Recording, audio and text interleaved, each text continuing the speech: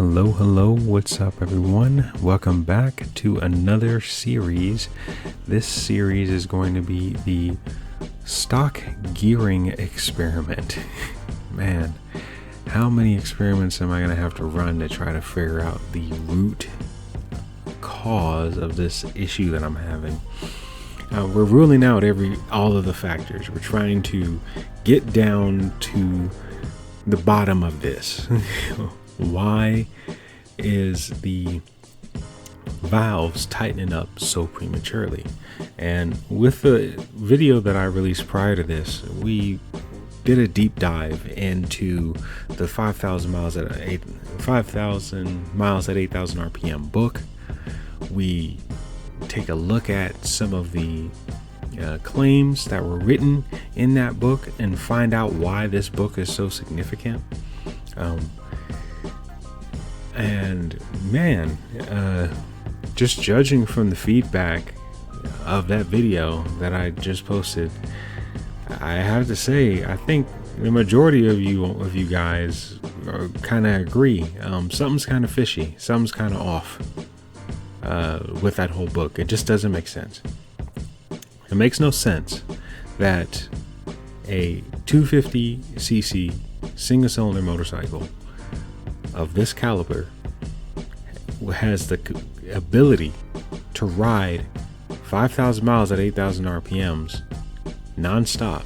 In fact, 7 brand new motorcycles that have never gone through a engine braking process can ride that far at such high RPMs, but I can't even ride 60 miles back and forth from work at 7,000 RPMs. Something's not adding up. Something is just not adding up. So obviously either somebody's lying or, something is just wrong. But either way, these experiments, we're just going to continue to conduct the science to determine what makes a difference, what doesn't make a difference. Data and science doesn't lie. Reality is reality and truth is truth. And so far, I would have to say, when it came to me changing the gearing on this motorcycle, I really believed that going back to the stock front sprocket was going to make a much bigger difference than it truthfully has. And I know you guys can't see now, but later on in the video, you'll be able to observe that with the stock gearing now, here I went ahead and passed, so I got back up to speed.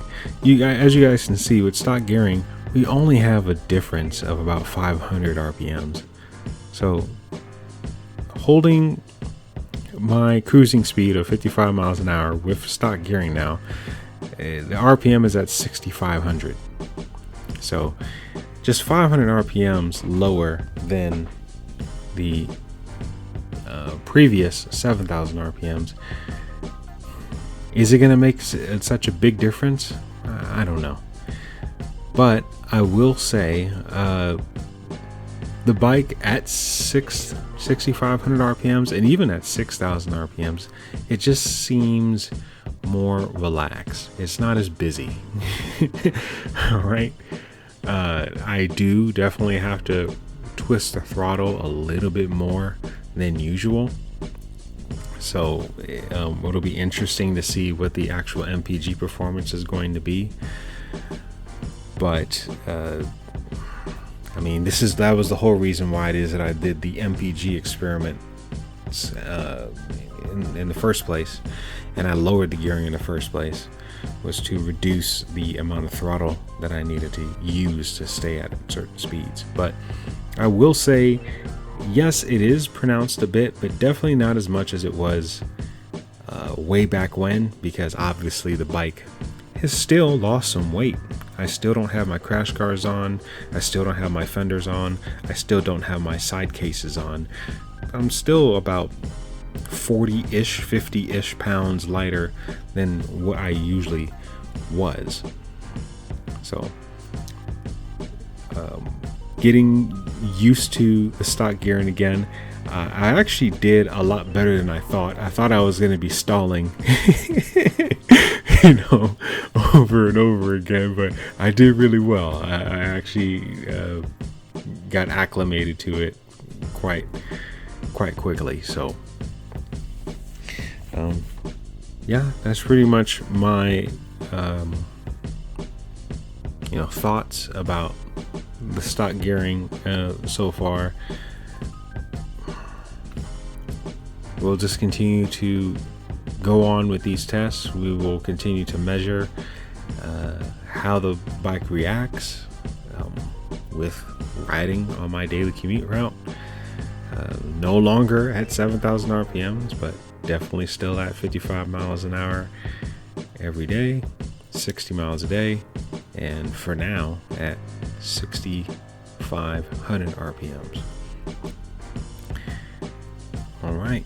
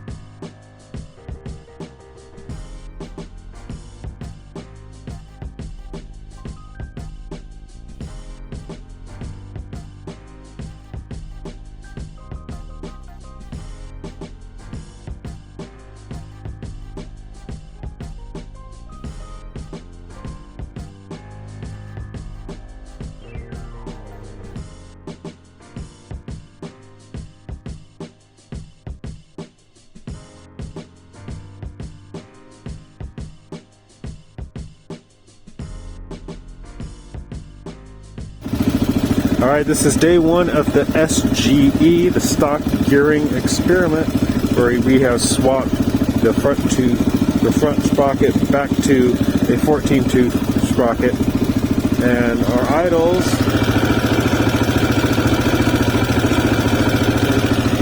just a tiny bit above 1500. Just actually, no, I know. It bounces back and forth. It's about 1500 and then it goes up a little bit. We're just going to call that, 1500, 1550. It's all right. Okay. It's pretty much right where you wanted it to be. Yeah, overall, probably as I've discussed earlier in the video, yeah, the RPMs, are definitely lower, but not by as much as I anticipated. It was only 500 RPM difference between the stock gearing. However, I will have to say, the difference between 6,500 and 7,000 RPMs, it definitely feels like a little bit more tame, and I'm even tempted to go down to 6,000 RPM sometimes and just kind of cruise there. But yeah, what this whole test is pretty much showing me, and also from the feedback from my most recent posts of going through the whole book of the 5,000 miles at 8,000 RPM, it's like, man, this bike was really, truthfully, completely marketed in such a way that was completely outside of its capabilities. There is no way in hell you're going to be riding this bike at 8,000 RPMs every single day. I mean, even I wasn't riding at 8,000 RPMs. I've been riding at 7,000. You guys know that. But yeah, high RPM riding with this bike every single day and going for 5,000 miles straight, absolute nonsense. All right. What they should do, they should market this bike in a much better way, where you can take those scenic routes, or which I truly believe to this point, that's exactly what they did. That they took those scenic highways riding at much slower paces in order to actually achieve that 5,000 mile valve clearance durability. I just wish that they would tell the truth about it, so that folks can have, again, realistic expectations, not buying into this bike thinking it can do something that is well beyond its limitations, right? And then, now it looks like it's false advertisement. But anyway, continuing on with this test, we're going to continue to monitor all the different signs that we've been monitoring from the last experiment, and hopefully this does make a difference. 500 RPMs doesn't really seem like much, but we'll see how it turns out in the end. And tomorrow will be our first reading for MPG. So no MPG for today. I just topped off my gas tank. The throttle position, I almost forgot. My throttle position, it was definitely a little bit more pronounced than usual. Obviously, the higher gearing has me using a little bit more throttle. This is the whole reason why it is that I did the MPG experiments in the first place, and I went with lower gearing because of the hand throttle placement. So MPG wise, I hope I get at least 57 tomorrow. We'll see. Hopefully I do. If I don't, you know what, it's okay. At this point, I'll take the 1 to 2 MPG loss if I can get, over 1,000 miles, maybe even over 2,000 miles before doing valve adjustments again, because I'm really tired of doing that. All right, see y'all later.